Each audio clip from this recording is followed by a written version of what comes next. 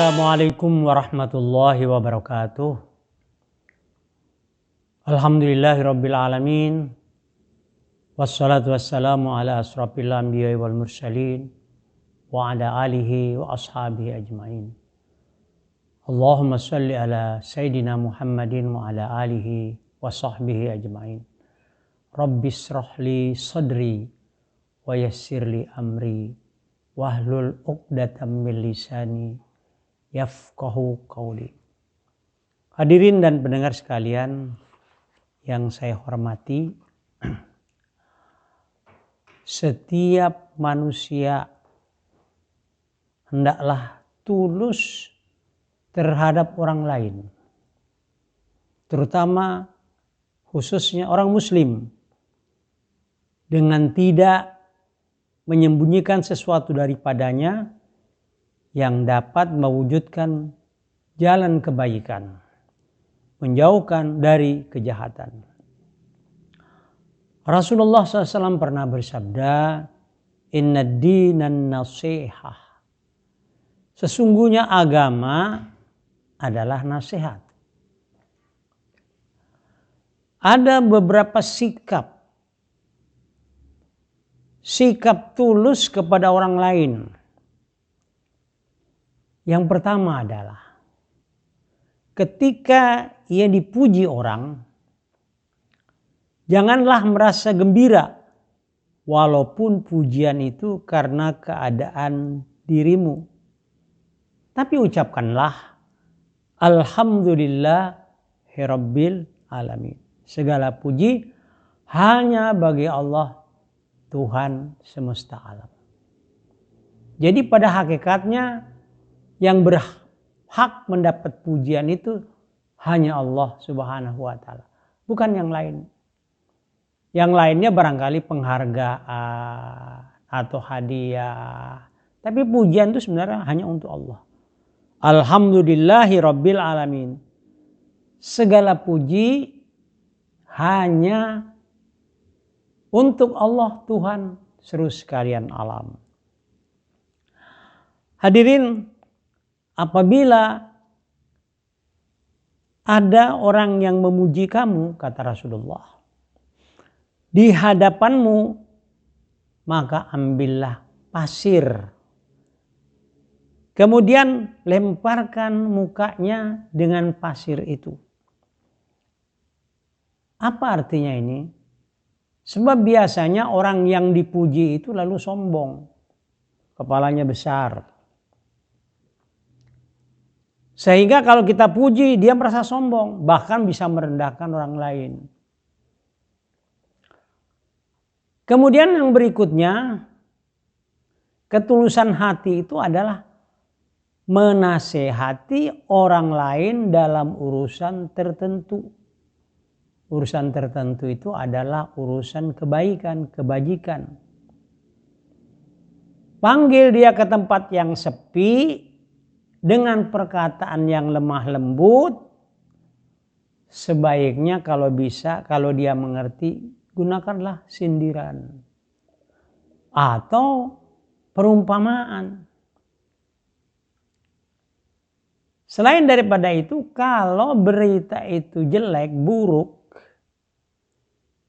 maka sebaiknya kalau kita memberi nasihat, jangan disebutkan sumber beritanya, agar tidak terjadi permusuhan di antara keduanya.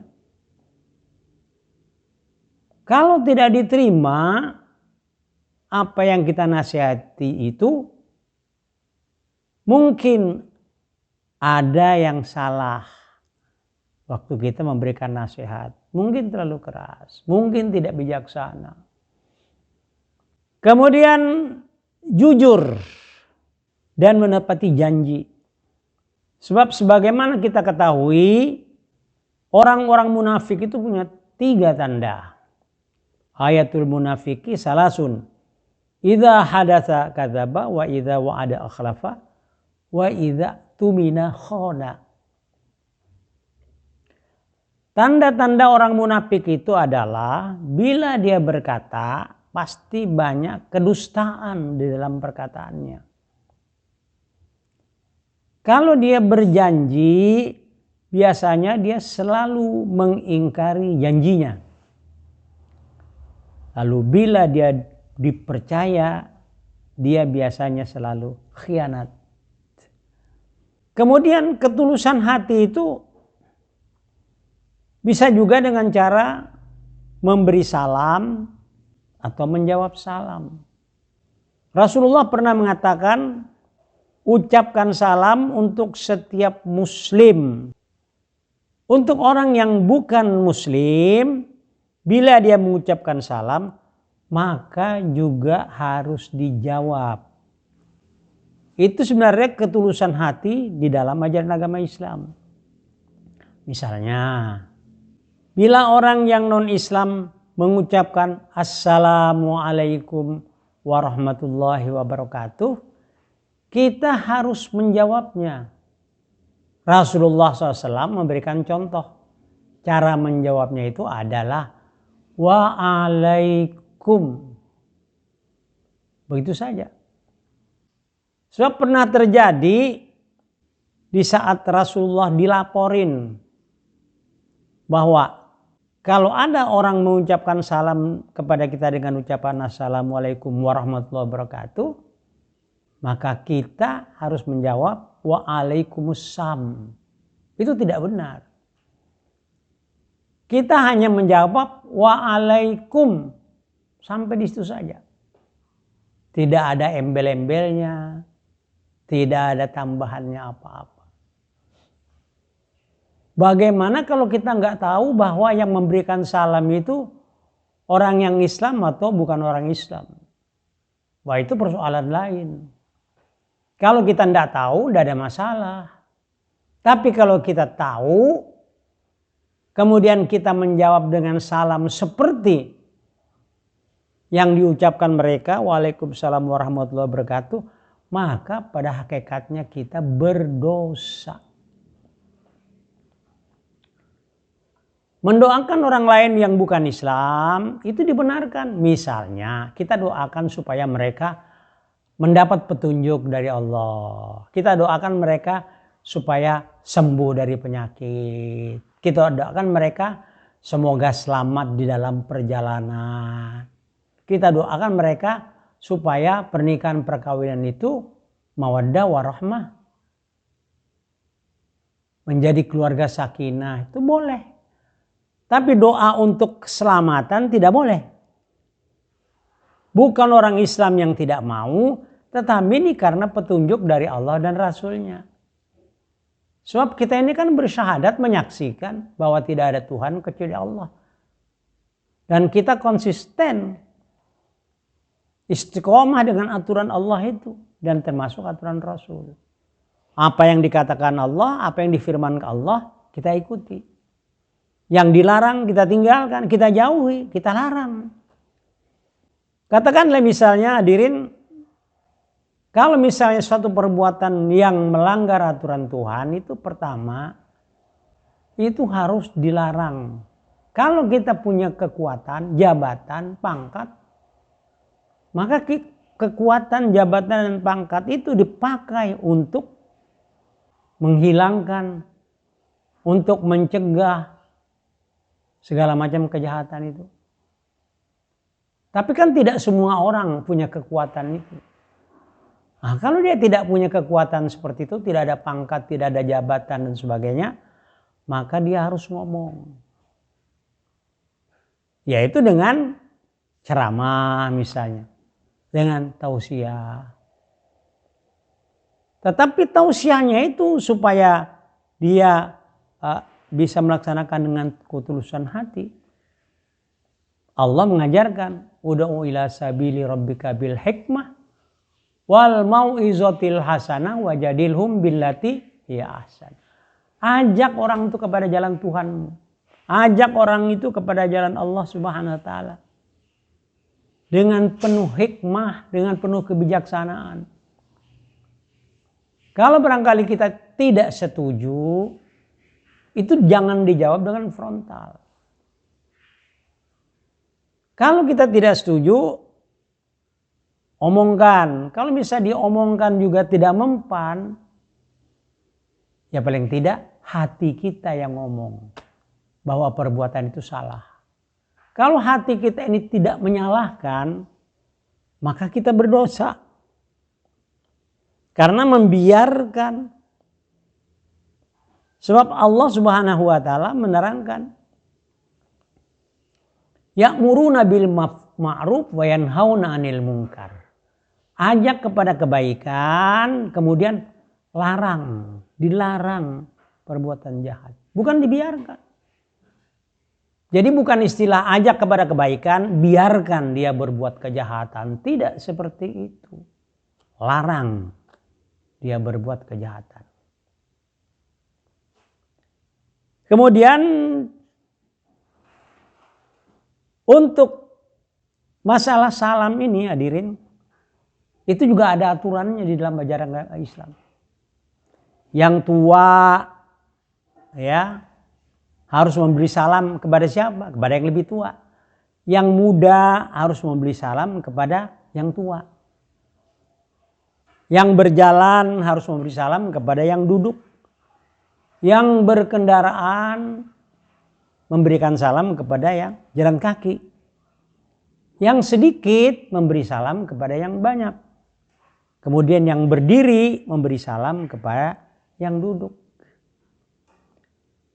Apa artinya? Kenapa kita yang sedikit harus memberi salam kepada yang banyak?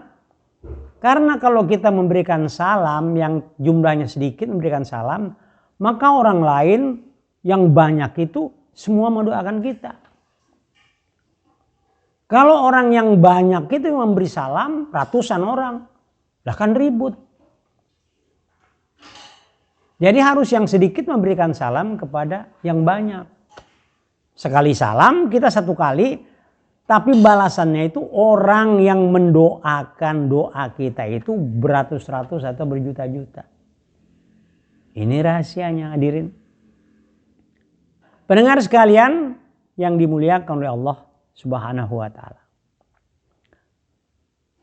Kalau yang muda berkendaraan sebaiknya yang muda dulu mengucapkan salam. Walaupun ada tuntunan.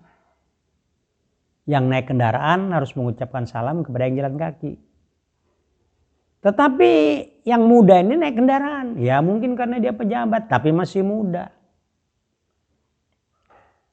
Kalau umurnya sama-sama tuanya, sama-sama mudanya. Maka yang paling baik adalah yang mengucapkan salam lebih dahulu. Itu yang lebih bermanfaat, itu yang lebih utama.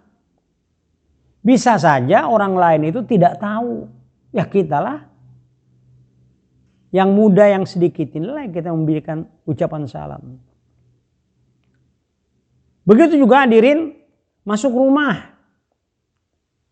Walaupun di dalam rumah itu tidak ada orang, sebaiknya kita ucapkan salam. Sebab barangkali di dalam rumah itu ada makhluk Allah. Apakah itu manusia, apakah binatang, apakah jin. Bahkan kalau diucapkan salam, itu jin dan setan itu akan lari, terbirit-birit. Kemudian mendoakan orang yang bersin, wahing. Ya, kita ucapkan. Kalau dia mengucapkan alhamdulillah, kita doakan. Yahdikallah balakum. Mudah-mudahan kamu mendapat balasan dari Allah Ta'ala. Hadirin dan pendengar sekalian yang dimuliakan oleh Allah, termasuk dalam kaitan ini, ketulusan hati adalah kalau panggil, jawab dengan perkataan yang sopan. Kepada orang tua bagaimana jawabnya, kepada pejabat bagaimana jawabnya. Kalau diundang untuk kebaikan, maka penuhi. Kalau minta sesuatu yang baik, kalau bisa dipenuhi. Nah hadirin yang dimuliakan oleh Allah, berbaik sangka. Jangan kita menyangka yang buruk-buruk. Berzikir, berdoa terutama kepada orang tua dan sahabat-sahabat.